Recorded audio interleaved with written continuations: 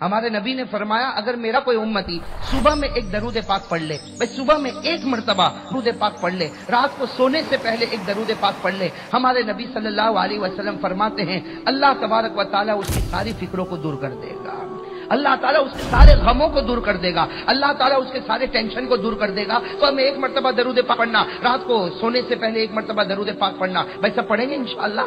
اور وہ درود پاک میں 3 جملے، بھائی کتنے جملے؟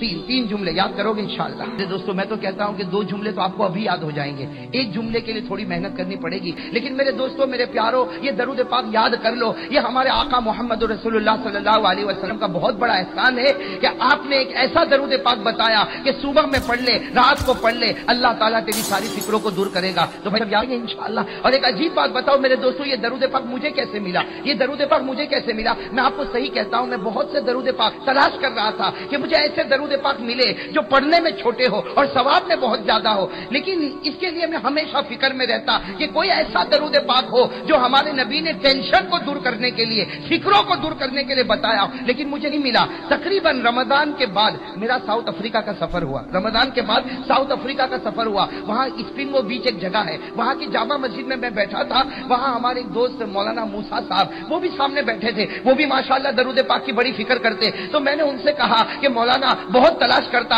لیکن کوئی ایسا چھوٹا درود پاک ملنا ہے جس سے سارا ٹینشن دور ہوتا ہو۔ وہ اسی وقت کھڑے ہوئے اور گئے، اپنے گھر گئے اور ایک درود پاک لے کر آئے اور کہا کہ مولانا دیکھو یہ درود پاک، اس کا حوالہ بھی موجود ہے، اور یہ ہمارے آقا صلی اللہ علیہ وسلم نے فرمایا صبح ایک مرتبہ پڑھ لے، رات کو ایک مرتبہ پڑھ لے، اللہ تعالیٰ ساری فکروں کو دور کر دے گا۔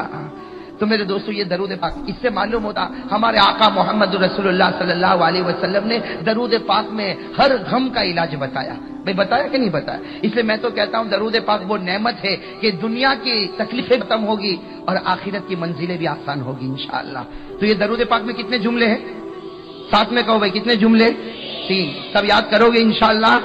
ہاں، صبح میں 1 مرتبہ، رات کو سونے سے پہلے 1 مرتبہ، یہ درود پاک۔ اور میں کہتا ہوں میرے دوستو ابھی یاد کر لو، اللہ تعالیٰ سب کو یاد کرنے کی توفیق عطا فرمائے۔ بھائی پہلا جملہ اللہم صل علی سیدنا محمد، یاد ہو جائے گا نا؟ پہلا جملہ تو بہت آسان ہے، ساتھ میں اللہم صل علی سیدنا محمد، پہلا جملہ۔ دوسرا جملہ اس سے بھی آسان ہے، اللہم صل علیہ وسلم، اللہم صل علیہ وسلم، اللہم صل علیہ وسلم۔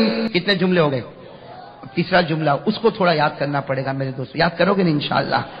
پھر سے پہلے یہ 2 جملے یاد کر لو، بہت آسان ہے، اللہم صل علی سیدنا محمد، اللہم صل علیہ وسلم، وَأَذْهِبْ حُزْنَ قَلْبِي فِي الدُّنْيَا وَالْآخِرَةِ۔ یہ تیسرا جملہ یاد کرنا پڑے گا، وَأَذْهِبْ حُزْنَ قَلْبِي فِي الدُّنْيَا وَالْآخِرَةِ، وَأَذْهِبْ حُزْنَ قَلْبِي فِي الدُّنْيا وَالْآخِرَةِ۔